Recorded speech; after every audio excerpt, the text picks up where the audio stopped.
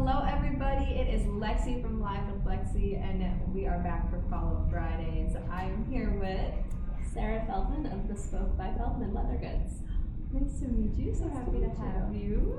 So I wanted to ask, how did you get into jewelry making, working with leather? Yeah, so it started off, I had a kind of bad back injury in 2019, had a lot of extra downtime, and I have a background in art, so it was something that I kind of wanted to pursue. So I did it. I launched my business in January 2020 and then the world shut down. So I had a lot of extra time to practice.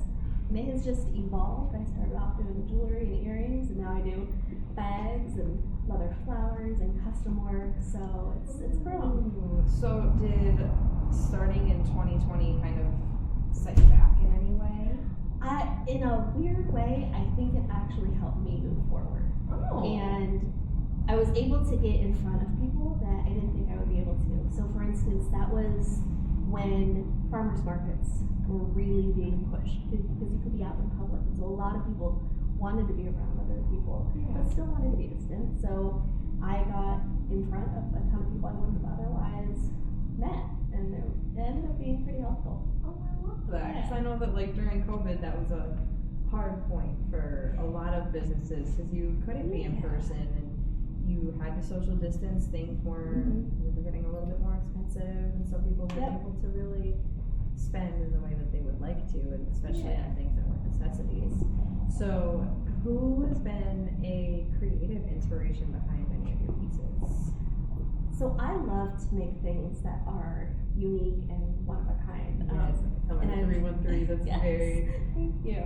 I grew up in a household of makers. My dad is a knife maker. He makes knives out of, dinosaur fossils, meteorites, things like that. And so it was kind of always in me to, if you're going to make something, make it right and make it unique, and not something that everyone else has. Yes. And for me, I grew up in the 80s. I wore those 10-pound earrings that really hurt. And so I was like, I need an alternative. I need something that works for me. So I started making earrings that are virtually weightless, and it's fun. So how did you decide on leather as your medium? So that's a really good question. One, I wanted something that would last a lifetime. Yeah. I wanted something that was weightless, and I wanted something that really stood out.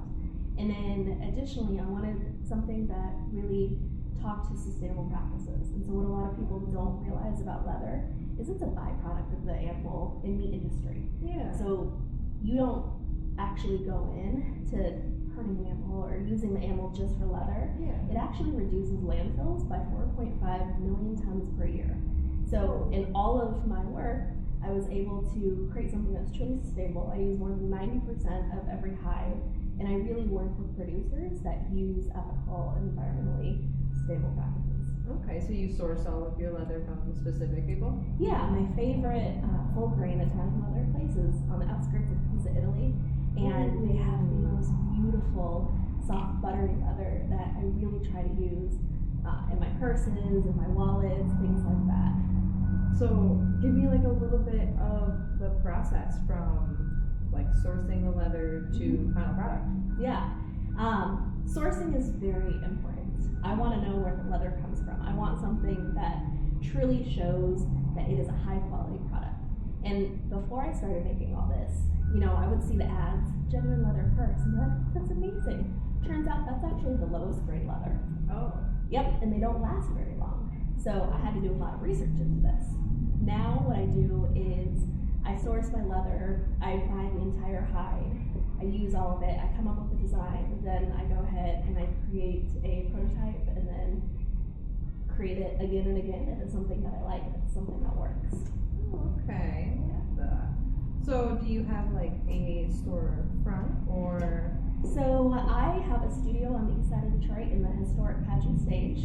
It's East Warren and Pageant, and I create everything there. I create a lot of custom pieces. I do by appointments. I also have some of my products in the airport and Michigan Central and Maker Pole, and then I pop up at Eastern Market every week on Sundays. So you got some of Yes. So most recently, I started making leather flowers, and I call it BYOB, build your own bouquets. Oh. And this way, they never die. Nice. Right? And you can choose what types of flowers you want, what colors you want. You can put it in a vase, and then they last forever. probably the newest product that I've been making. And then my best sellers are my Detroit earrings. So I'm known for my 313s. These are my favorite. I love and I have all the Detroit colors. I also have some smaller 313s for people that don't like quite as big. And then I have some bigger ones too because I like it bigger. Yes, I love them. I see Shadi wearing her 313s all the time. Yeah, I love that. Great. So are you looking to venture into like any other products like wallets, So shoes even? I make wallets. I would love to learn how to make shoes. That is a whole other beast with more I've equipment. heard. But one day, I think I'll be doing that. I'll be there for the shoes. I'm excited for it. So where can everybody find you social media wise? Social media wise? Come to you. Yeah, absolutely. My website is byfeldman.com, B-Y, because it's made by me, Sarah Feldman. And then all of my socials are Bespoke by Feldman. So you can find me on Facebook, Instagram, TikTok, all the things. I post mainly about my leather and then my journey to becoming the leather lady in the woods. That is my ultimate goal. I just want to move out to the woods in the middle of nowhere and make my leather and be amongst the animals. You like a nice little fair. Yes. So I like that. So I know that 2026 is kind of about halfway through already. Yes. However, what are some goals that you have for yourself and your brand throughout the rest of the year? So my biggest goal right now is to really put the energy into my e-commerce and wholesale accounts so that I can get in front of more people, more places. I think one of the things that really stands out to me is my customers return. I have 72% return rate, which is really high for retail.